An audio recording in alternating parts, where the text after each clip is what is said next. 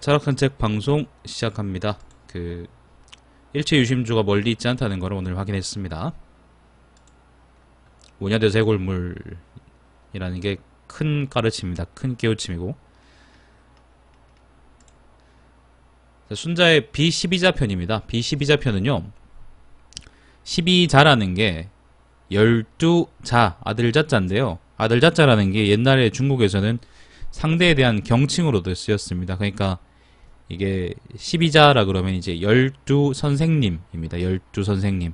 그래서 이제 공자, 맹자 이렇게 할 때 그 자 붙이는 거 있죠. 그게 아들자자인데, 공씨아들, 맹씨아들 그런 말이 아니라 공선생님, 맹선생님, 순자는 순선생님, 장자는 장선생님, 뭐 그런 의미로 보시면 되겠습니다. 그래서 보통 사상가나 아니면은 식자, 아니면 정치인 이런 사람들을 부를 때 자라는 말을 많이 씁니다. 그래서 예를 들면 공자의 말 그러면 공자지연 뭐 그렇게 얘기하죠. 자지라고 얘기하죠. 자, 비12자편은요, 그래서 비라는 거는 안일비자입니다. 안일비자, 아니다 그럴 때 비자입니다. 근데 그 비라는 게 옛날엔 어떤 의미로 쓰였냐면은 비판하다 그럴 때 비로 쓰였어요. 비판하다. 요즘은 안일비자에다가 이제 말씀원자를 붙여가지고 그걸 비판한다는 말을 쓰는데, 고대에는 또 다르게 썼습니다. 옛날 글자하고 지금 글자가 용도가 조금씩 달라요. 그 점을 좀 참고해서 책을 보시면 아마 이해가 좀 더 빠르실 겁니다. 12사람들에 대한 비평인데, 그 12사람이 누구냐면은 위모, 타효, 그리고 진중, 사추, 그 다음 묵적, 송견, 신도, 전병, 해시, 등석, 그리고 자사, 맹자입니다. 두루두루 비판합니다. 한번 들어보시죠. 자, 요즘 같은 데를 틈타, 혼란한 세상을 틈타, 거짓되고 사악한 설을 짓거리고 화려하고 간악한 말을 짓거리며 천하를 어지럽히고 남을 속이고 도리를 가리며 허풍을 떨고 잡스러운 말이나 짓거리며 천하를 헤집어 놓고 시비와 칠한을 사람들이 분간하지 못하게 한 놈들이 있다. 요즘 유튜브 얘기하는 거지. 2500년 전에도 있었고 지금도 있습니다. 300년 전이구나. 본성만을 쫓고 예, 방종하게 굴고 금수처럼 행동하니 예법에 맞기도 모자라고, 예법에 맞기에도 모자라고, 나라의 통치의 이치와 통하기에도 부족하다. 그런데 그러면서도 이들은 주장을 펼 때는 타당한 근거를 들고 이들의 말에는 이치가 있으니 어리석은 사람들을 속이고 현혹시키기에는 충분하다. 이런 놈들이 바로 타효와 위모이다. 타효는 누군지 몰라요. 위모는 아마도 도가 쪽 사람인 것 같아. 위나라의 공자라고 하고요. 위나라의 왕의 아들이란 말입니다. 위나라 공자고요. 이름이 모입니다. 모. 공자모라는 책이 있었다고 하는데 지금은 전하지 않습니다. 도가 쪽 사람인 것 같아요. 도가 사람들은 본성을 쫓고 방종하게 굴고 금수처럼 행동한다. 그리고 통치술도 얘기하지 않는다 라는 게 순자의 비판입니다. 자, 본성을 억누르고 헛된 것이나 쫓으면서 편리한 것은 또 바랐는데 여기에 더해서 구차하게 다른 사람과 다르게 구는 것을 고고하게 여기니, 이거는 관심종자란 말이에요. 자, 이들의 설은 대중의 뜻에 맞기에도 부족하고 큰 뜻을 밝혀내기에도 모자랐다. 그런데 그러면서도 이들은 주장을 펼 때는 타당한 근거를 들고 이들의 말에는 이치가 있으니 어리석은 사람들을 속이고 현혹시키기에는 충분하다. 이런 놈들이 바로 진중과 사추이다. 진중은 전시입니다. 전시. 전하고 진자가 통하기 때문에, 같은 글자이기 때문에 그때 당시에는 이게 이제 제나라 왕족인 거죠. 근데 이게 이 사람이 재밌는 게 청렴하고 결백하다라는 거를 신조로 삼았는데 좀 그 방향이 이상했어요. 왜 쫌생이처럼 이렇게 굴 필요까지는 없는데 이렇게 막 굴면서 하나하나 따지면서 자기의 지조 청렴을 강조하는 듯 하면서 사실은 할 줄 아는 게 뭐냐면은 사람들한테 관심 받는 거 밖에 없다. 관심종자란 말이죠. 그런 사람이었고요. 사추라는 사람도 죽어서까지 임금한테 간한다라는 얘기로 유명한 사람인데, 근데 사실은 그 방법이라는 게 정상적인 방법도 아니고, 그리고 일반적인 방법도 아닐 뿐더러 그 뜻이라는 게 아주 명확한 것도 아니었기 때문에 후세 사람들이 이 사람을 관심종자다 그렇게 평했습니다. 그래서 진중하고 사추라는 사람은 관심종자입니다. 관심종자. 이 사람들은 뭐 도가, 유가 이런 그 여러 학파에 소속되기보다는 그냥 관심종자들이다. 그렇게 보시면 되겠습니다. 진중과 사추입니다. 이 사람들은 본성을 억누르고, 그러니까 이거는 체면 차린다는 거죠. 헛된 것이나 쫓으면서 편리한 것은 바란다. 명성을 바라긴 하는데 근데 모순된다는 거죠.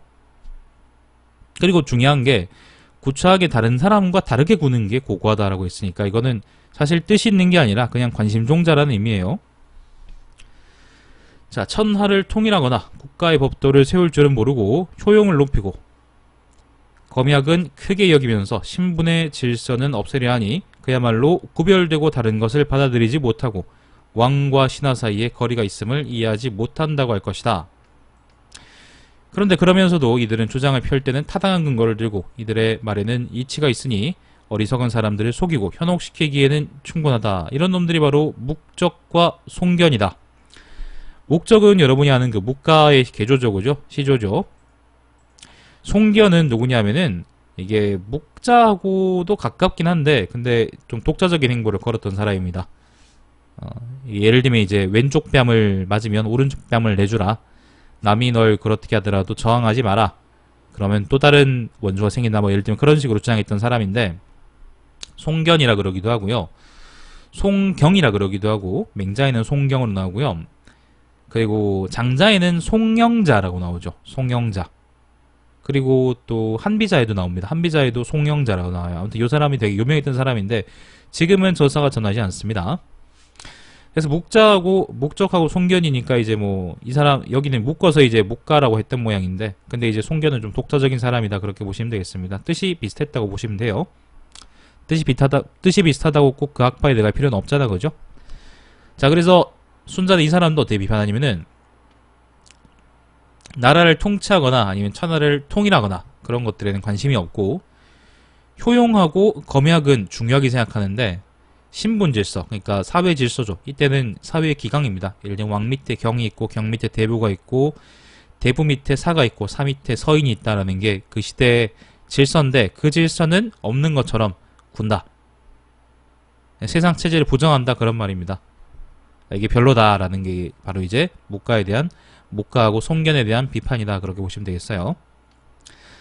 자, 그 다음 또 있습니다. 법도를 높이는 듯 하면서도 사실 법도를 따르지는 않고 예로부터 내려오는 말을 따르지는 않으면서 말을 새로 지어내기는 좋아한다. 말을 새로 지어낸다는 거는요. 다 읽고 말씀드리죠.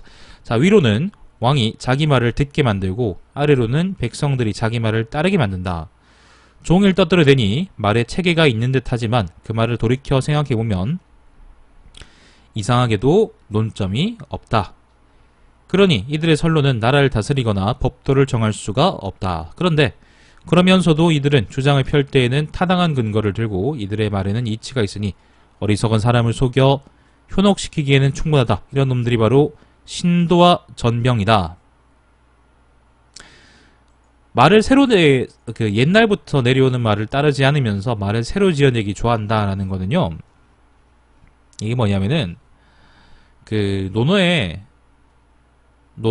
수리부작이란 말이 있어요. 수리부작. 공자가 했던 말인데 이게 뭐냐면은 공자는 자기가 새로 글을 지은 게 아니라 옛날 사람들의 법도를 따라서 그거를 잇는 거다. 그렇게 해서 그거는 이제 옛날 사람들의 법도를 이어서 그거를 기술하는 걸 의미하는 거고 부작이라는 거는 새로 짓지 않는다. 자기가 새로운 뭔가를 만들지 않는다는 의미에서 그렇게 한 거거든.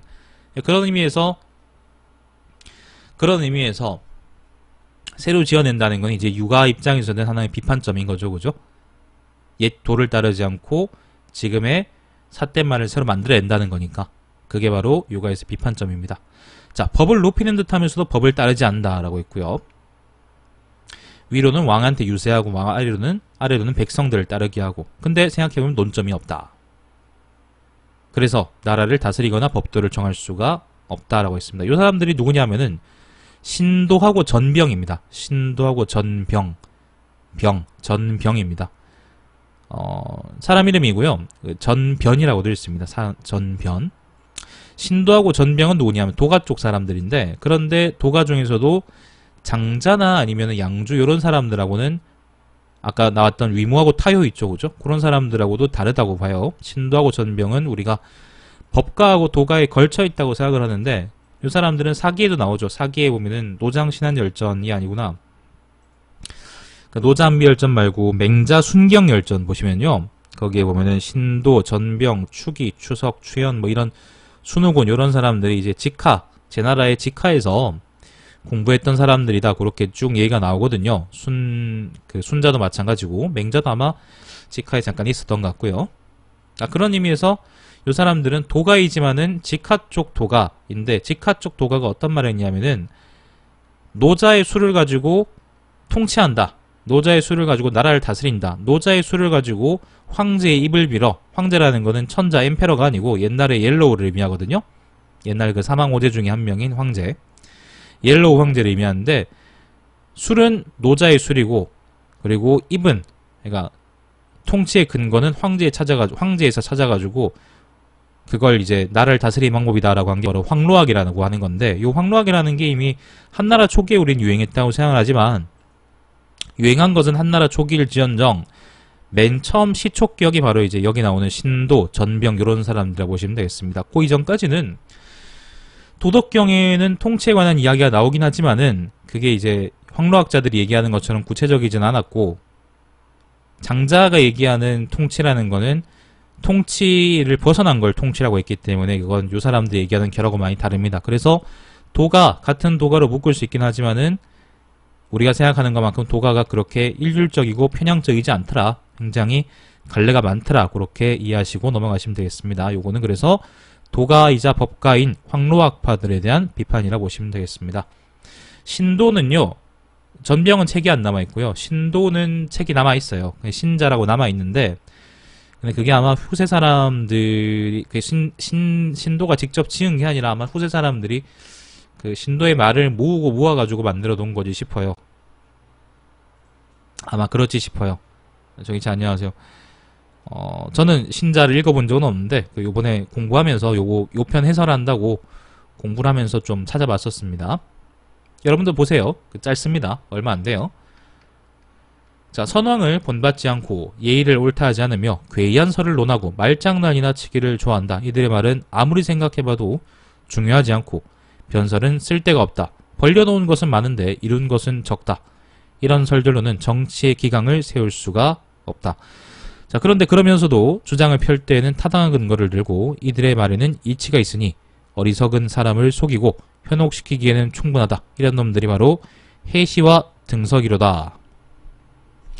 해시하고 등석은 둘 다 이제 명가라고 분류되는 사람들인데, 명가, 괴이한 설을 논하고 말장난치기를 좋아한다. 근데 생각해봐도 중요하지도 않고 쓸데도 없다.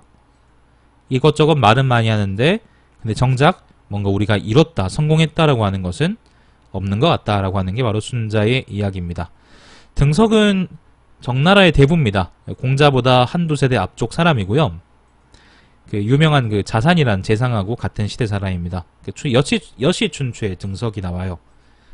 여시춘추에 어떻게 나오냐면은 등석이 자산한테 끝도 없이 이제 계속 태클을 거는 걸로 나와요. 자산이 법을 만들면은 등석이 그거를 엿먹이고, 다시 또 법을 만들면 그걸 가지고 엿먹이고, 그렇게 정확히 어떻게 했는지는 나오지 않는데 아마도 교묘한 말재주를 가지고, 교묘한 말재주를 가지고 자산의 법을 이렇게 저렇게 이제 피해가는 편법을 많이 만들었던 것 같아요. 그래서 사람들이 좋아했고, 다만 이제 요런 등석의 행보가 소송에까지 뻗쳐가지고, 소송에도 관여해가지고 예를 들면 죽을 놈을 살리고 살릴 놈을 죽이고 그러면서 이제 결국에는 자산이 등석을 잡아 죽였다라는 얘기가 여시춘추에 나와 있습니다. 춘추좌 시전에도 나오는데, 춘추좌 시전에는 그 등석이 이제 자산한테 죽은 게 아니라 나중 사람한테 죽었다, 그렇게 나와요. 하지만 등석은 책이 남아있지가 않아요. 등석자가 있긴 한데 그 등석자라는 책은 이제 후세의 위작이다, 그렇게 보는 사람들이 압도적으로 많더라고. 나는 읽어보지 않아 잘 모릅니다. 그래서 아마 그 등석이라는 사람이 실제로 어떤 얘기를 했는지는 우리가 알 수 없지만은, 아마도 이제 해시하고 묶여서 얘기하는 걸 보면은, 해시하고 묶여서 하는 걸 보면은 아마 등석도 말을 아주 잘하는 사람이었고, 비유하고 이제 그걸 통해서 비유나 아니면 상징 아니면 뭐 그런 것들을 통해서 이제 현란하게 말을 해서 사람들을 넘기는 스타일이었다. 그렇게 보시면 되겠습니다. 해시도 똑같습니다. 해시 등석이 이제 정나라의 정치인이었던 것처럼 해시도 정치인이었어요. 해자는 위나라에서 그 재상도 하고 이것저것 하고 그랬었었는데 해시의 행적은 되게 많이 남아있죠. 보통 장자 같은 철학책에 나와있는 해시의 행적이라는 거는 헛소리했다라는 얘기로 많이 나오는데 사실은 여시춘추 같은 책들을 찾아보면 그리고 전국책을 찾아보면은 해시가 이제 위나라를 위해서 이것저것 일을 많이 했다는 걸 우리가 알 수 있습니다. 장이 있죠. 소진장이 할 때 장이하고 같은 시대 사람이고요. 그런데 이제 사실 해시가 여기서 비판받는 거는 위나라의 정치인으로 비판받는 게 아니라 등속도 마찬가지고 정나라의 정치인으로 비판받는 게 아니라 이것저것 말을 했는데 그 말이라는 게 쓸데없고 장난친다라는 거잖아. 그지? 해시라는 사람들의 얘기는 앞에 이제 순자의 앞쪽에 무슨 편이었더라? 불구편이었나? 불구편이 있었던 것 같아. 예를 들면 아래는 털이 있다. 예를 들면 그런 얘기들이 있지, 그지? 계란에는 털이 있다. 이런 얘기들 가지고 사람들을 현혹시키니까 그걸 가지고 이거는 쓸데없는 말장난이로다. 그렇게 순자가 평가를 한 겁니다. 해시는요, 장자 천하편에 나오는데 천하편에도 이제 나오는데 그 천하편은 어떤 얘기가 있냐면은 해시가 주장했던 10가지 명제라 그래가지고 이게 이름이 뭐더라? 영물십사라는 글이 있어요. 영물십사. 이게 한번 읽어드릴게요. 10가지 명제가 뭐냐?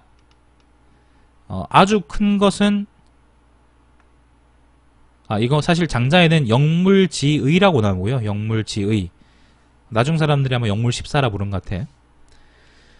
자, 영물십사가 이겁니다. 첫 번째는 아주 큰 것은 밖이 없으니 이것을 대일이라고 하고 아주 작은 것은 안이 없으니 이것을 소일이라고 한다. 하나 일자입니다.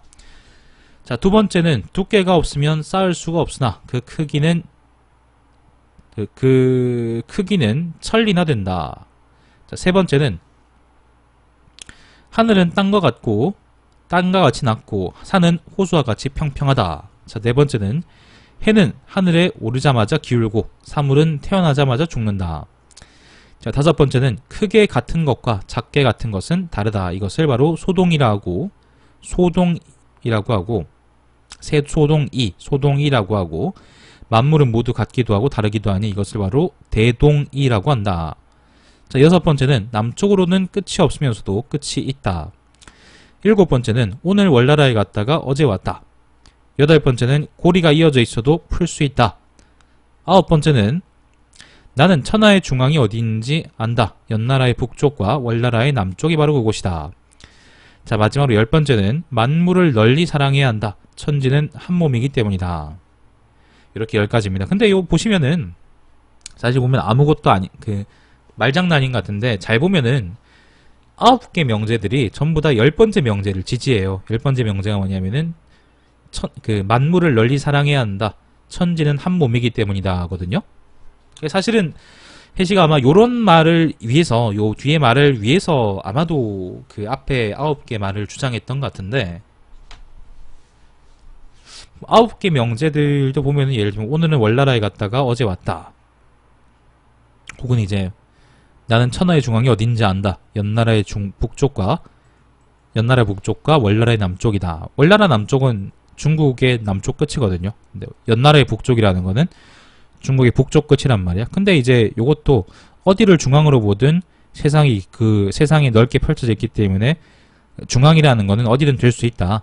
중앙이라는 거는 중앙과 변두리라고 세상을 나눌 필요가 없이 세상을 모두 다 중앙으로 볼 수 있다. 그런 우리가 의미로 해석할 수 있다고 한다 그러면 다른 명제들도 이제 그렇게 볼 수 있는 거고, 그러니까 크고 작고 아니면 평평하고 낮고 뾰족하고 뭉툭하고 이런 것들 있잖아. 전부 다 그게 달라 보이지만 사실은 다 통하는 점이 있다라고 우리가 해석을 한다 그러면 10번째 명제를 9개 명제들이 지지하는 걸로 볼 수 있고, 그럼 그게 바로 이제 해시의 사상이었다라고 볼 수 있는 거죠. 그렇기 때문에 해시가 보통 해자라고 하는데, 해시가 이제 보통 이제 말장난한다 이렇게 욕을 먹긴 하지만은 사실은 주장하는 바가 없는 사람이 아니다. 그렇게 얘기할 수 있겠습니다. 자세한 거는 해설을 읽어보십시오. 제 블로그에 있습니다. 티스토리에 달마시안의 역사 철학 이야기라고 치시면 아마 나올 겁니다. 여기 바로 아무튼 해시와 등석입니다. 자, 대체적으로 선왕을 본받은 것처럼 보이지만은 정작 핵심은 모른다. 그러나 아는 것에 비해서 재주만 많고 뜻만 크며 들어 배운 것은 잡다하게 많기만 하다. 예로부터 내려오는 말을 가지고 설을 만들었으니 얘를 바로 오행이라고 했다. 하지만 오행설은 아주 후져서 법도가 없고 어중간하여 주장하는 바를 알 수가 없으니 자사와 맹자의 학설의 뜻은 가려져 있고 의미를 드러내기에 인색해서 이해할 수가 없을 정도이다. 이렇게 주장하면서 자기들의 말을 꾸며대니 자기들의 말을 스스로 공경하듯 이렇게 말한다. 자화자찬한단 말이죠. 진정 옛 군자의 말씀과 같도다. 자기 말을 보고 이렇게 얘기한다는 겁니다.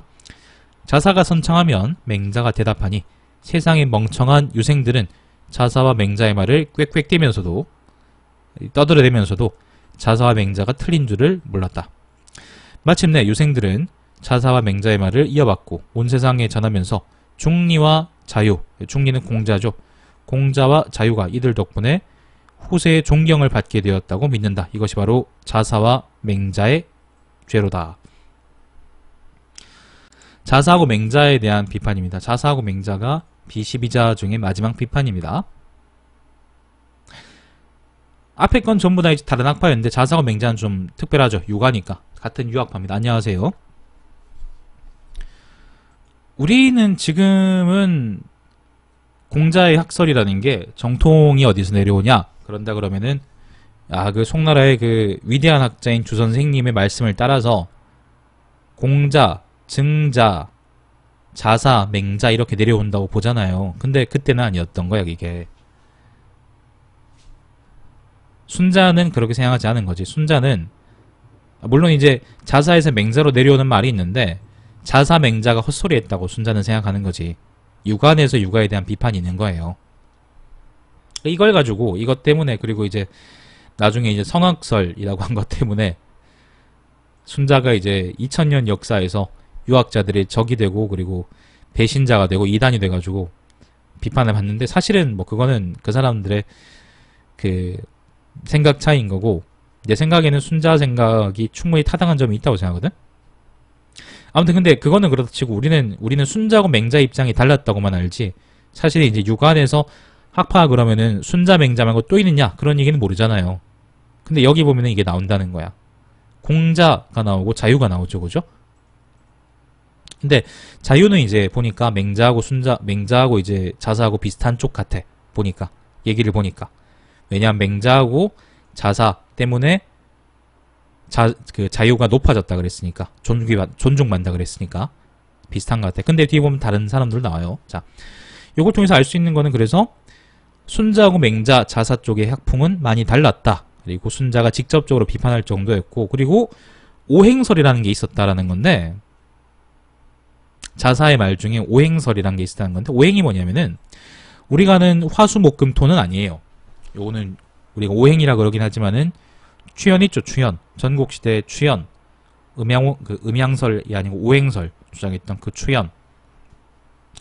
지금의 여러분들이 이제 철학관 같은 데 가면은 점 봐주는 거 있잖아, 그지? 그걸 했던 사람이 바로 이제 그 추연인데, 그게 바로 오행이고, 여기서 얘기하는 오행은 다른 거예요.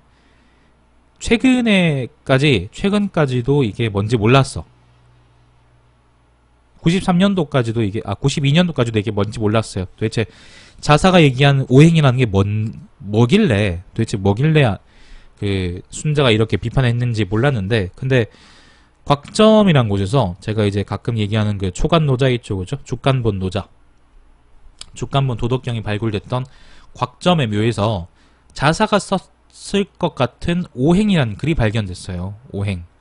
오행이란 글이 발견됐어요. 그 오행이란 글에 나오는 오행이란 게 뭐냐면은 인, 의, 예, 지, 성이거든. 인이, 예지, 신 보통 우리가 얘기하죠, 그죠? 믿을 신자 써가지고. 그거는 이제 그 나중에 이제 동중서, 그 한나라 서한 중엽에 그 동중서 새끼가 만든 거고, 사실은 자사가 얘기했던 거는 인의, 예지, 성인 거야. 인, 의, 예지, 성. 성이라는 거는 인이, 예지, 성이라는 거야. 성스럽다 할 때 성자인데, 이게 그럼 뭐냐? 그 인의 예지는 우리가 알고 있죠, 그죠? 근데 자사는 이렇게 얘기해요. 인하긴 한데, 어질긴 한데, 그 행동이 어질긴 한데, 그게 몸속으로, 마음속으로 체화되어 있지 않으면, 그거는 그냥 인이란 말이지. 그러니까 이게 체화된 거하고 체화되지 않은 게에 따라서 이 인이라는 행동이 덕이 있느냐, 덕이 없느냐 갈린다고 얘기했어요. 그 인이예지에 대해서는 거의 똑같이 얘기하는데, 성에 대해서는, 성스럽대 성에 대해서는 그게 체화되어 있든 체화되어 있지 않든 어쨌든 그건 덕스러운 행동이다 라고 얘기를 한단 말이지. 그런 의미에서 차이가 있는데, 근데 우리가 알고 있는 게 이게 전부인지는 잘 몰라요. 왜냐하면 제가 그 오행, 자사가 썼다는 오행 있죠, 그죠? 그거를 내가 전부 다 그 전문을 확인해 본 것도 아니고 그냥 이제 이렇더라라는 말만 들었기 때문에 알 수가 없어요. 근데 적어도 순자는 그걸 잘 몰랐던 것 같아요. 맹자도 잘 몰랐던 것 같고. 왜냐하면 맹자는 보면은 맹자란 책에, 자기 책에 인이예지 성이라고 똑바로 얘기한 적이 한 번도 없거든. 중언부언한단 말이지. 오행이라고 얘기한 적도 없고. 그래서 아마 막연하게 자사가 이렇게 얘기했다는 거를 맹자가 들었던 것 같긴 한데, 근데 그게 제대로 내려온 건 아니고, 순자도 마찬가지로 맹자하고 자사가 오행이니 뭐시기 이렇게 개소리를 하는데, 근데 그게 개소리인지 뭔지 모르겠다. 왜냐하면은 설명이 부족하니까 자사가 충분히 얘기를 안 했다 이렇게 비판한단 말이지. 그걸 보면 아마 당대 자사가 뭔가 생각하는 게 있어가지고 이렇게 적긴 적었는데 그게 설명이 충분하진 않았던 것 같고, 그게 맹자한테 내려오고, 그리고 그게 맹자를 통해서 이제 유생들한테 쭉 퍼지는데, 순자 입장에서는 이게 되게 안 입고 온 거죠. 제대로 된 학설도 아닌 것 같은데 얘들이 꼴값다면서 주장을 하니까 별로다 이렇게 얘기했던 겁니다. 그게 바로 오행입니다. 오행. 그 자사의 오행설 이렇게 찾아보시면은 아마 이것저것 많이 나오실 겁니다. 자사의 오행이라는 게 워낙 말이 이제 그 추현의 오행하고 비슷하기 때문에 혹시 영향을 받은 게 아닐까 생각이 드는데, 근데 뭐 더 얘기가 없는 이상 더 뭔가 예를 들면 이제 자사가 이제 나는 사실 추현이랑 사귀었어, 뭐 나는 사실 뭐 그랬어, 난 사실 그리스인이야, 뭐 그렇게 얘기하지 않는 한은 사실 우리가 그걸 명확하게 주장할 수 없기 때문에 잘 모르겠어요. 명리학한다, 명리학이라 그러나? 명리술 그래야 되나? 아무튼 그런 가는 분들은 가끔 이제 자사하고 이제 추현의 오행을 섞어가지고 얘기를 하시던데, 그분들은 또 그걸 잘 알아. 자사가 오행을 얘기했다는 걸 또 잘 아시더라고. 전 몰랐는데.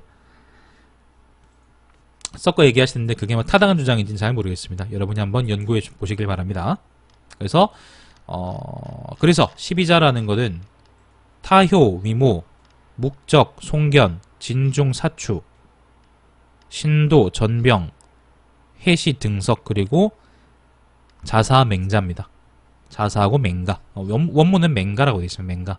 이름이 가거든요. 그래서 맹가라고 되어 있는데, 순자가 이렇게 이제 당대 학설들을 비판한 거는, 얘들 하는 거 너무 수진이 아니냐, 그렇게 비판한 것도 있겠지만은, 아마 자기 입지를 위해서 비판한 것도 있을 거고,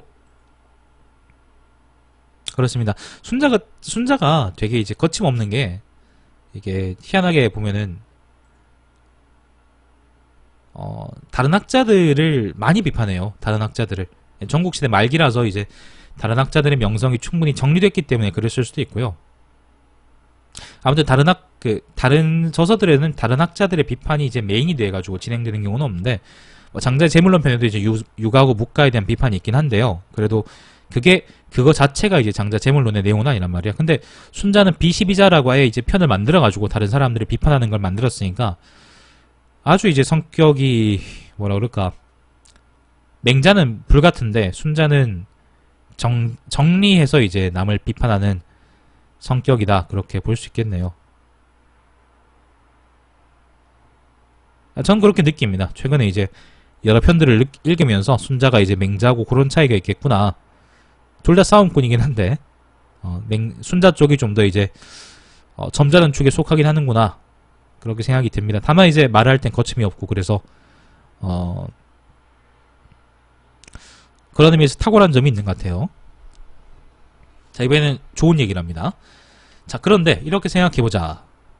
나라를 다스릴 방략을 모으고 계책을 모으고 언행을 가지런히 하며 기강을 하나로 다잡는다. 그리고는 천하의 영걸들을 모아 큰 도리를 알려주고 지순하도록 가르친다. 그러면 방 안의 대나무 자리에 위에서도 성왕의 도리가 모여들어 체계를 갖추게 되고 세상의 풍속이 성하여 흥기하게 된다. 그러면 상기에 있던 6설들은 이 사이에 낑길 수도 없을 것이고 12놈들은 자기 주장이 이 설에 가까운 척 볼 수도 없을 것이다. 그러니까 이건 제대로 준비만 하면은 위에 이제 6명, 12명이 했던 6가지 설 같은 거는 비교할 수 없을 정도로 제대로 얘기할 수 있다는 얘기예요. 그러니까 위의 설들이 개소리 그런 말입니다. 자, 이번엔 좋은 얘기예요. 자, 이 사람들에게는 이 12사람 얘기하는 거 아닙니다. 자, 이 사람들에게는 침 하나 꽂을 땅이 없지만 왕공들은 이들과 명성을 다툴 수 없고 일개 대부 자리에 있다 하더라도 일개 군주가 장차 써먹을 수 없을 것이고 한 국가라 하더라도 이들의 그릇이 너무 크기에 장차 받아들일 만하지 않을 것이다. 이들이 떨치는 명망은 제후들이 은혜롭게 여기는 바이니 제후들이 은혜를 입는단 말이에요. 자, 제후 중에 이들을 신하로 삼기를 원하지 않는 자가 없을 정도였다. 이들은 성인이면서 권세를 얻지는 못했던 사람들이다. 중리와 자궁이 바로 이런 사람들이다. 중리와 자궁, 중리는 공자입니다. 그리고 자궁은 바로 아마 맹자란다. 논어에 나오는 중궁이 아닐까 싶어요. 중궁. 중리와 자궁이 바로 이런 사람들이다. 천하를 통일하고 만물을 다듬으며 백성들을 잘 기르고 천하를 이롭게 하니 갈 수만 있는 곳이면 이들에게 복종하지 않는 곳이 없다. 이에 6설들은 곧장 그쳐버릴 것이고 12놈들은 교화될 것이다. 이들은 성인이면서 권세를 얻은 사람들이니 순과 우가 순왕하고 우왕 바로 이런 사람들이다. 12사람을 비판했는데 그럼 순자가 이제 따르는 사람은 누구냐 그러면 이제 공자하고 중궁이고 그리고 순임금하고 우임금이다라는 겁니다. 천하를 이거네 있구나. 자, 무릇 어질고자 하는 사람들은 장차 무엇이 되도록 노력해야 할 것이냐. 위로는 순과 우의 법도를 본받아야 하고 아래로는 중리와 자궁의 의 옳음을 본받아야 하며 12놈들의 설들을 멈추도록 힘써야 한다. 이렇게 한다면 천하의 해악을 덜 수 있을 것이고 어질고자 하는 사람들의 사업도 끝날 것이고 성왕의 발자취가 드러나게 될 것이다. 자, 여기까지가 B12자 편의 본문이라고 생각하시면 되겠어요. 뭐 뒤에도 이제 이어지는 얘기들이 있고 그게 B12자하고와의 관련이 없다고 얘기할 수 있겠지만은 직접적으로 관련이 있는 편은 이제 여기까지라고 보시면 되겠어요. 자, 그래서 읽어보겠습니다. 자, 믿을 만한 것을 따르는 것을 믿는 것을 믿을 신이라고 하고 의심할 것을 의심하는 것 역시 신이라고 한다. 현명함을 귀하게 여기는 것을 인이라고 하고 어리석은 것을 천하게 여기는 것을 역시 인이라고 한다. 말을 할 때 타당한 것을 지라고 하고 닥치고 있을 때가 타당한 것을 또한 지라고 한다. 그러니까 말할 때 말하고 닥치고 있을 때 닥치는 게 바로 지라는 거죠. 그래서 닥치고 있을 때를 아는 것은 오히려 말을 할 때를 아는 것과 같은 것이다. 따라서 말이 많더라도 그 말이 도리에 맞으면 성인이고 말이 적더라도 그 말이 법도에 맞으면 군자이다. 그런데 말이 많아도 그 말이 법도에 맞지 않고 절도가 없으면 말을 잘한다더라도 바로 소인이다. 따라서 힘을 쏟는데도 하는 일이 백성들을 위한 것이 아니면 이를 간사라고 하고 못된 일이라고 하고 지혜를 쏟는데도 간사하다 할 때 간사가 아니고요. 간사입니다. 간사한 일에서 간사입니다. 자, 지혜를 쏟는데도 그 마음이 선왕에 맞지 않으면 이를 간심, 못된 마음이라고 한다. 자, 그 변설이 비유에서 정리되어 있고 때에 맞으며 편하고 이롭다 하더라도 예의를 따르지 않으면 이를 간설, 못된 설이다 라고 한다. 이 세 가지 못된 것은 성왕이 금하는 것이다.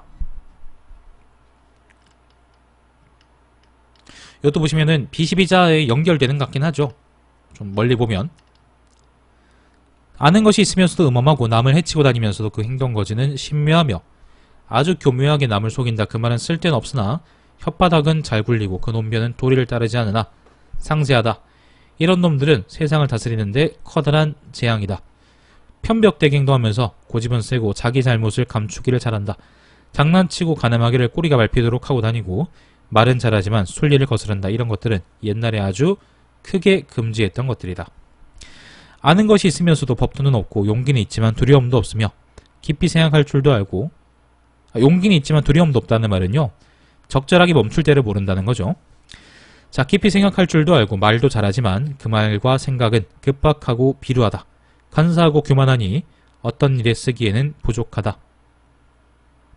못된 짓을 좋아하면서 사람들을 못된 짓에 끌어들이고 발걸음은 빠르지만 길은 헤매고 다닌다. 이런 것들과 돌을 지고 절벽에 떨어지는 것은 천하에서 멀리하는 것들이다. 앞에 얘기했던 것들이 있죠, 그죠? 아는 것이 있으면서도 법도는 없고 이런 것들은 돌을 지고 절벽에서 뛰어내리는 것만큼이나 바보 같은 시다라는 거죠. 세상 사람들의 마음을 아우르고 복종시키는 방법은 이렇다. 겸복입니다. 겸복. 아우르고 복종시킨다. 근데 요거는 비시비자하고 좀 다른 것 같아요. 복종시킨다는 게 이제 자기가 그 사상가로서 다른 사람들을 설복시킨다라고 한다 그러면 이어질 수 있는데, 저는 좀 잘 모르겠어요. 자기가 높고 존귀하더라도 남들에게 교만하게 굴지 않아야 하고, 자기가 총명하고 아는 게 많더라도 남들을 궁하게 만들지 않아야 하며, 아마 이거는 남들한테 이제 면박 주지 않는다는 거죠. 자기가 공정하고 명민하더라도 자기의 똑똑함을 옛사람과 다투지 말아야 하고, 강직하고 용감하면서도 남을 해치지 말아야 한다. 또한 모르면 물어야 하고, 할 수 없으면 배워야 하고, 할 수 있더라도 반드시 겸양해야 한다. 이런 이유에야 바로 덕이 있다, 덕스럽다라고 말할 수 있을 것이다. 임금을 대할 때는 신하의 의를 갖춰야 하고, 백성들을 대할 때는 장유의 의를 갖춰야 한다. 어른을 대할 때는 자제로서의 의를 갖춰야 하고,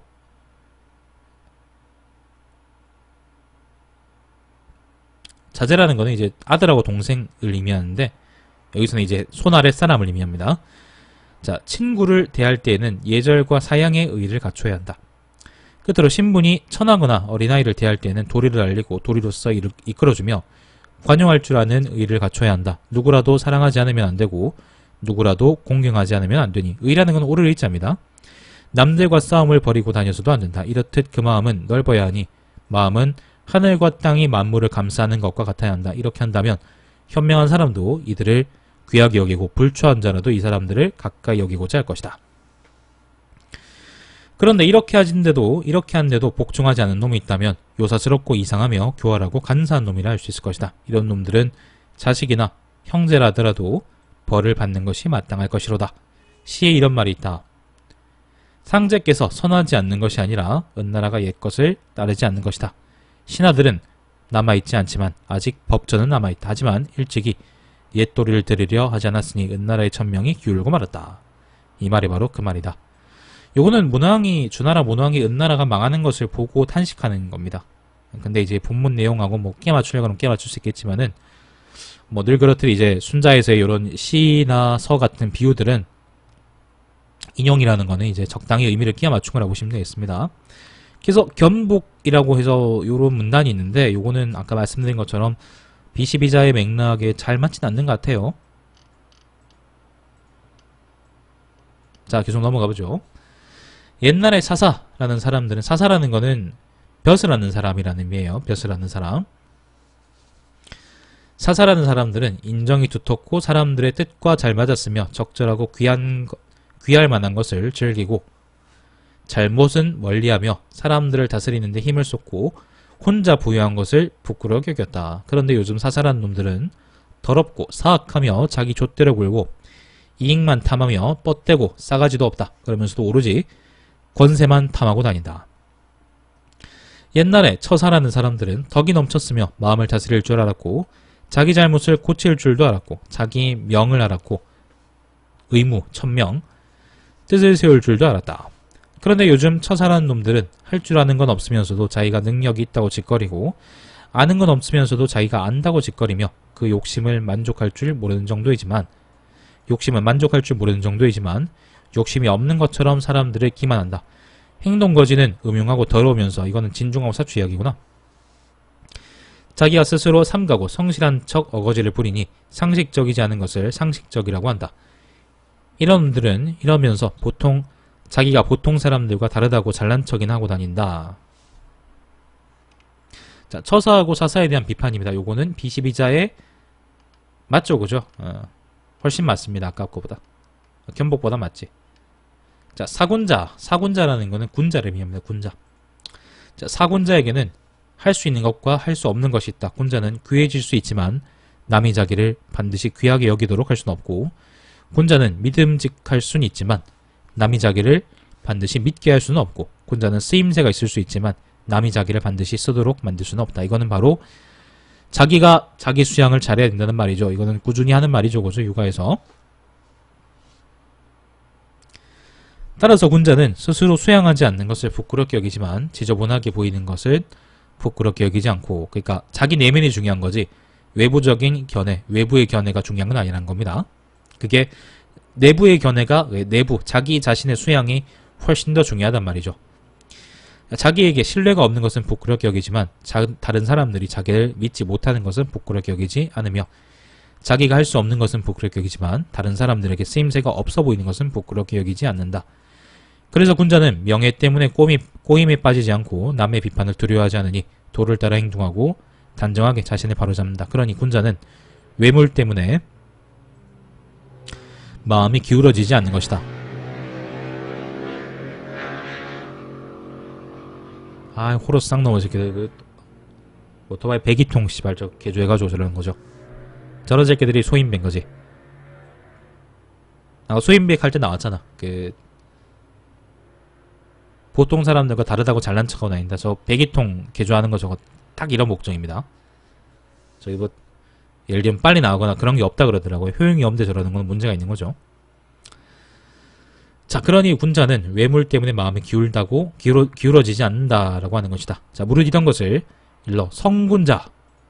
성이라는 거는 힘쓰다 할 때, 성실하다 할 때 성자인데요. 여기서는 진짜 군자다. 뭐 이런 말이라고 보시면 되겠습니다. 자, 성군자라고 할 수 있을 것이다. 자, 시에 이런 말이 있다. 따뜻하고 공손한 사람이여 무릇 덕의 터전이로다. 자, 이 말이 바로 성군자를 이르는 말이다.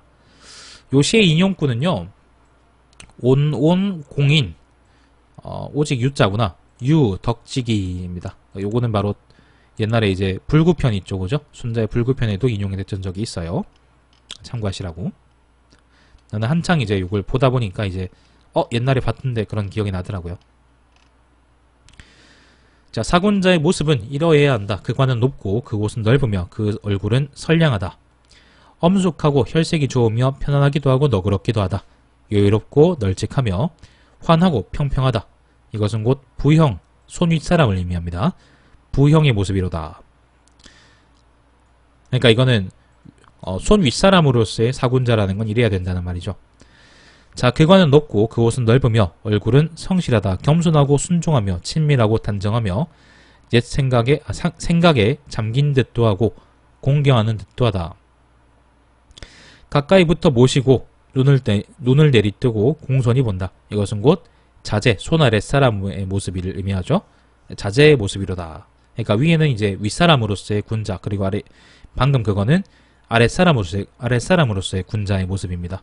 윗사람으로서는 이제 다른 사람을 포용할 줄 알아야 되고, 아랫사람으로서는 겸양하고 사양할 줄 알아야 되는 거죠. 그게 바로 군자입니다. 군자. 니 잘한다고 니가 이제 나대라는 게 아니라 좀 겸양도 하라고, 그런 말입니다. 자, 이번에는 내가 너희들에게 이상하게 구는 학자들의 모습을 말해주겠다. 요거는 위에 거하고 대비되는 모습이죠. 자, 관은 쓰지도 않고 그 각근과 옷깃은 너무 느슨하고 얼굴은 교만하다. 전데 씨발 딱 난데. 내가 옷을 올라온 게 있잖아. 자, 만족한 듯 하기도 하고 펄쩍펄쩍 뛰기도 하며 쓸쓸해 보이기도 하고 견눈질하는 듯 보이기도 한다. 이거 안녕하세요. 제가 최근 2주 안에 다 보였던 모습인데, 최근 2주 안에 제가 이제 여자친구한테 만족하기도 하고 펄쩍펄쩍 뛰기도 했고 쓸쓸해 보이기도 했고 견눈질도 했었었네. 반성해야 될 듯. 자, 두려워 보이기도 하고 기력이 다한 듯 하기도 하고 불안해하기도 한다. 여기서 이제 방금 나왔던 묘사들이 있죠. 그 묘사들은 뭐라 그럴까. 이견들이 많아요. 이게 의태어들인데요. 의태어가 지금 쓰는 중국어에서 쓰이는 의태어 같은지 아닌지도 알 수가 없고, 그리고 옛날에 주석을 달았던 사람들이 있을 때의 중국어의 의태어인지도 알 수가 없어요. 그래서 좀 이견들이 좀 있습니다. 그래서 요거는 적당히 이제 뒤에 의미에 끼워 맞추는 게 맞다고 봐요. 저는 그 원문을 참고하셔가지고, 제가 원문을 블로그에 적어 놓으니까 그걸 참고하셔가지고 한번 의미를 생각해 보세요. 저는 이렇게 일단 번역을 했는데 요게 아마 순자 의도하고 맞는지는 알 수가 없습니다. 자, 그런데 여기부터는 괜찮습니다. 그런데 여자를 끼고 술과 음식을 마시고 먹으며 곡조를 듣는 와중에는 요건 아마 궁정동에서 노는 걸 의미하는 것 같습니다. 여대생 끼고요. 자, 눈이 감긴 척, 잘 안 보이는 척 한다. 점잖 떤단 말이지. 그러면서도 예절을 지켜야 할 때는 괴로워하고 불평한다. 고생하는 일을 해야 할 때는 일을 피하고 멀찍이 떨어져 있다. 게으르고 남을 기만하며 염치도 없으니 남이 비방하고 욕을 해도 참고 살 뿐이다. 반성하는 것이 아니라 참고 산다고 비판한 것 같습니다. 자, 이것이 바로 학자가 이상하게 구는 행태이다. 요런 건 위에 이제 사군자의 모습은 말을 했는데 요게 이제 군자가 취해야 될 태도인 거고, 방금 얘기했던 이제 이상하게 구는 모습이라는 거는 여러분이 하지 말아야 될 태도인데, 근데 바로 사람들이 실제로 하는 태도이기 때문에 더욱더 경계하라, 그런 말입니다. 자, 그리고 마지막 부분 요것도 되게 특이한 부분이에요. 요거는 비시비자의 내용하고 직결되는 부분이긴 한데, 마지막 부분은 전부 다 이제 육아학자들에 대한 비판이에요. 이것도 사료적으로 되게 중요하죠. 자, 그관은 필요한 데다 풀어헤쳐져 있으며 그 말은 초라하고 우임금처럼 곱고 순임금처럼 뛰어다닌다. 요거는 이제 외형적으로 우임금하고 순임금이 했던 짓을 따라한다는 걸 의미하는 거예요. 자, 이것은 자장을 따르는 처유들이다. 천박한 유생들이다. 자, 의관은 바르고 안색은 단정하며 겸손하여 종일토록 말을 하지 않는다. 이것은 바로 자하를 따르는 사람들이다. 천유들이다. 자, 게을러 일하기 싫어하고 부끄러운 줄도 모르고 먹고 마시기만을 좋아하니 반드시 이렇게 말하고 다닌다. 군자는 원래 힘을 쓰지 않는 법이다. 이것은 자유를 따르는 천유들이다. 천박한 유생들이다. 자, 저 군자들은 이렇지 않다. 편안할 줄 알지만 게으르지 않고 힘을 써 일을 하더라도 남을 업신여기지 않는다. 기본에 충실하면서 변화에 응하고 자기를 굽혀 원하는 것을 얻는데 그 행위는 도리에 마땅하다. 이와 같이 한다면 그런 뒤에 성인이 될 수 있을 것이다. 바로 여기까지가 순자의 비시비자 편입니다. 비시비자 편은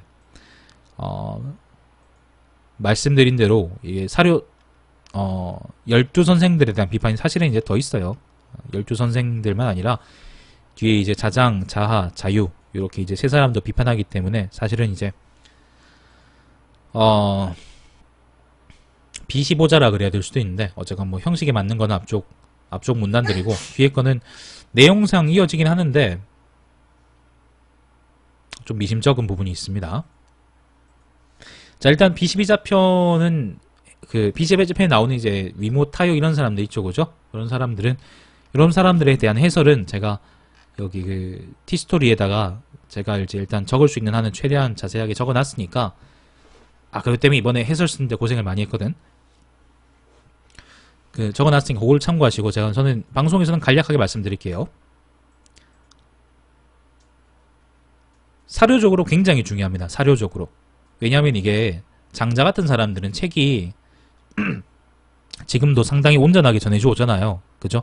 근데 옛날 사람들 중에는, 춘추전국시대 사람들 중에는 책이 제대로 전해져 내려오지 않는 경우가 훨씬 많아요. 이게 뭐 분서갱유일 수도 있고 진나라 때문일 수도 있고 아니면 진앙교체기 때 아주 혼란스럽기 때문에 그럴 수도 있어요. 뭐 어쨌거나 어찌됐거나 간에 지금 이제 남아있는 책이 그렇게 많진 않아요. 아주 사상적으로 풍부했던 반면에 그 서책들은 아마 전해지는 거는 전체 반도 안 될 거야, 아마도.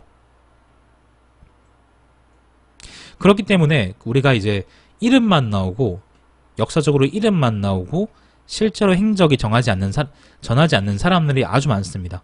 그런 사람들의 사상은 자기가 직접 얘기한 게 남아있지 않기 때문에 다른 사람들이 그 사람을 비판한 걸 통해서 이 사람은 이런 사상가 있구나 이렇게 추론할 수밖에 없거든.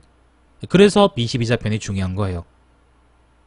일종의 백과사전급이란 말이야. 순자는 이걸 12선생들을 비판하려고 12놈들을 비판하려고 이제 적은 거겠지만은 실제로 이 B12자편이 지금 의미가 있는 거는 순자의 비판도 비판이지만은 순자의 비판을 통해서 바로 12사람들의 행적이 우리한테 명확하지 않은 사람들은 더더욱 그렇죠. 그죠? 우리가 이제 알 수 있는 그런 그게 되는 거죠. 예를 들면 이제 타효라는 사람은 순자 밖에선 제가 알기로는 어디 안 나와요. 근데 여기서 이제 우리가 나온 위모하고 같이 언급되는 걸 봐서는 위모하고 타효는 아마 같이 도가 사람이었을 거다. 그렇게 보는 거죠. 그런 겁니다. 신도하고 전병은 사기에 나오긴 하지만은 그 외에는 뭐 신도는 신자라는 책이 남아있긴 하지만은 그 행적이 이제 온전히 전해지진 않거든. 그런 의미에서 이제 여기서 황로학자라고 순자가 황로학자다라고 이렇게 순자가 어느 정도 짚어주기 때문에 우리가 또 이 사람들을 연구하는데 좀 더 도움이 되는 거죠. 그런 겁니다. 그런 의미에서 순자가 아주 가치가 있습니다. 장자에도 그런 편이 있어요. 장자 자편 중에 마지막 편이 천하편이라는 게 있습니다. 천하라는 편이 있어요. 그 천하편을 보면은 거기도 보면 이제 여러 학자들을 비판하거든. 비판합니다. 장자가 그 학설들을 소개하고 비판하는데 그 편도 춘추전국 시대의 제자백가를 연구하는데 아주 중요한 사료가 됩니다. 아까 말씀드린 것처럼 남아있는 책이 많지 않기 때문에 다른 사람의 말로 표현해야 되는데 근데 양놈들끼리는 서로 이제 비판 많이 했죠. 그죠? 근데 중국인들은 서로 비판 많이 했다는 게 글로 그렇게 많이 남아있진 않거든요. 옛날 특히 이제 지난 교체기 이전에는 많이 남겼던 것 같은데 그게 많이 소실돼가지고 그래서 우리가 파악하는데 한계가 있고 중요한 사료로서 우리가 사용할 수 있겠다. 그렇게 보시면 되겠습니다. 이게 바로 B12자편의 이제 아주 중요한 거고 그리고 또 이제 두 번째 의미가 뭐냐면은 일단 보시면 처음에 나왔던 타효하고 위모 있죠. 타효하고 위모 요 사람들은 도가긴 도가인데 위모가 도가니까 근데 타효는 행적이 안 나오고 위모는 누구냐면은 위나라의 공자입니다. 위나라의 공자이면서 모라는 사람인데 이름이 이 사람은 장자의 추수편에 나와요. 장자의 외편 중에 추수라고 있습니다. 거기 보면은 나와가지고 공손룡이 장자한테 깝쳐대니까 장자한테 깝쳐댑니까? 그렇게 물으니까 위모가 깝치지 마라. 네 수준 아니다. 그렇게 얘기해주는 글 나오거든. 그걸 보면 아마 위모라는 사람은 도가긴 도가인데 장자와 같은 계열 쪽 사람이 아닐까 싶어요. 그런데 뒤에 나온 신도 있죠. 신도하고 전병. 요 사람도 도가에 포함되긴 한데 요 사람은 장자하고 계열이 달라. 노자에 대해서 얘기를 하긴 하는데 노자의 형이상학이나 그런 거에 대해서 얘기하거나 아니면 예를 들면 돌을 닦거나 아니면 자기 수양이나 그런 거에 대해 얘기하는 게 아니라 신도하고 전병은 노자를 가지고 통치술에 대해서 얘기하는 거야. 그러니까 요거는 바로 이제 우리가 법가하고 도가에 걸쳐져 있는 바로 황로학이다 이렇게 보는 거거든요. 같은 도가이지만은 달리 생각하고 달리 분류됐다라는 게 바로 여기 나오는 거예요. 만약에 같은 도가라 그래서 다 같이 이제 취급됐다 그러면은 순자가 아마 같은 데다가 집어넣겠죠. 그죠? 타효하고 위모하고 신도하고 전병을 다 거기 넣겠죠. 실제로 지금은 전부 다 도가, 묵가 이렇게 분류하지만은 당대 사람들은 아마 저 사람도 도를 얘기하네 나도 도를 얘기하긴 하는데 근데 우리 도가 똑같을까 그렇게 생각했을지도 몰라. 같은 도를 얘기하지만 이 사람들이 진짜 같은 학파인지 아닌지는 우리가 알 수 없단 말이지. 이 사람들을 예를 들면 도가라고 묶은 거는 사마천 있죠.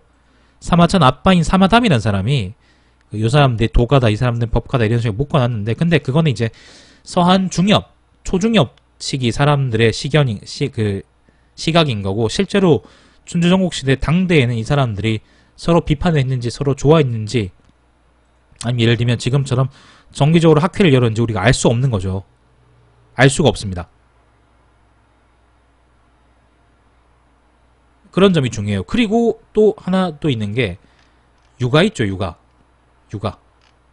그리고 묵적하고 송견이 같이 나온 걸 봐서는 송견이 온전히 묵가라고는 보통 사용하지 않는데 그래도 묵가하고 비슷하게 취급됐다 그렇게 볼 수 있을 거고 그리고 진중하고 사추는 가끔 이제 나오는 사람들이거든요. 진중은 맹자에도 나오고요.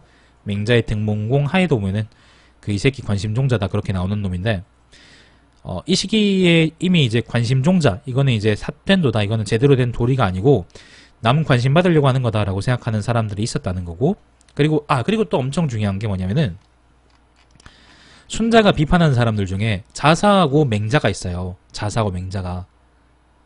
일단 그래서 자사하고 맹자, 그리고 순자 쪽, 순자는 중궁을 높이기 때문에 아마 중궁 쪽 학파가 아닐까 그렇게 생각을 하는데, 그런 식으로 학파가 적어도 두세 개는 나오는 거야. 육안에서 도.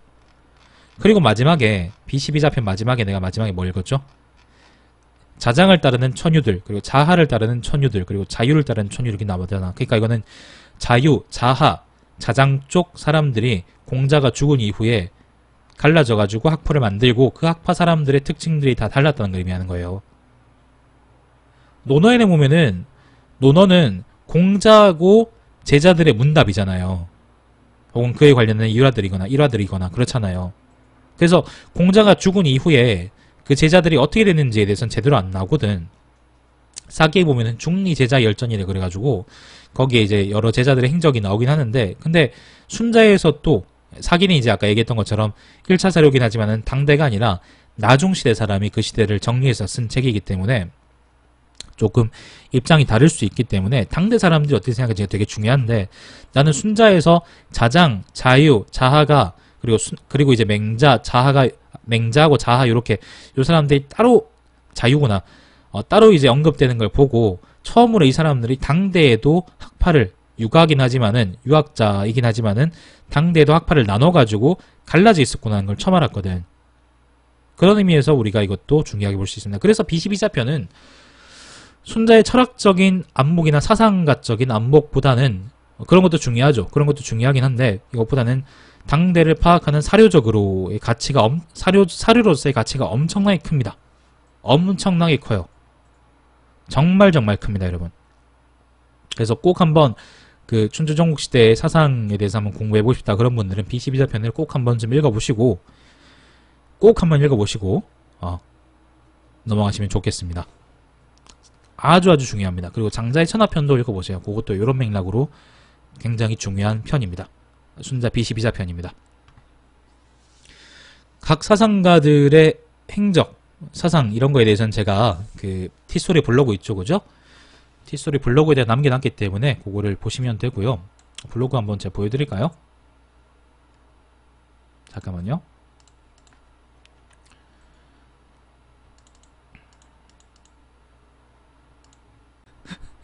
잘못 눌렀습니다. 여기서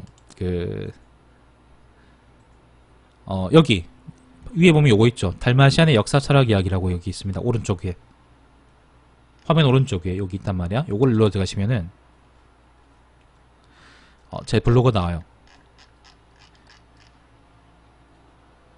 여기에 보시면은 이제 카테고리가 여러 개 있는데 순자 이야기 보시면 여기 들어가시면은 여기 이제 권학편, 수신편, 불구편, 영역편, 비상편, B12자편 이렇게 쭉 있단 말이지. 여기서 아래쪽에 보시면 내려가 보시면 요건 이제 원문 번역이고 뒤에 이제 제가 이제 해설들을 적어놨어요. 해설들을 요 편에 대해서 이제 제가 해둬야 될 말들 이런 것들을 적어놨기 때문에 방송 끝나고 나서 이걸 제가 다 말씀드릴 수는 없거든요. 방송 중에 너무 길기 때문에 방송 취지하고도 안 맞고, 그래서 요거는 방송을 다 보신 다음에 한번 읽어보시면 요 편을 이해하시는데 훨씬 더 도움이 많이 되실 거라고 저는 생각을 해요. 어차피 제가 이제 보고 읽는 번역이라는 것도 지금 제가 여기 직접 해놓은 번역이기 때문에 이걸 참고하시면 되겠습니다.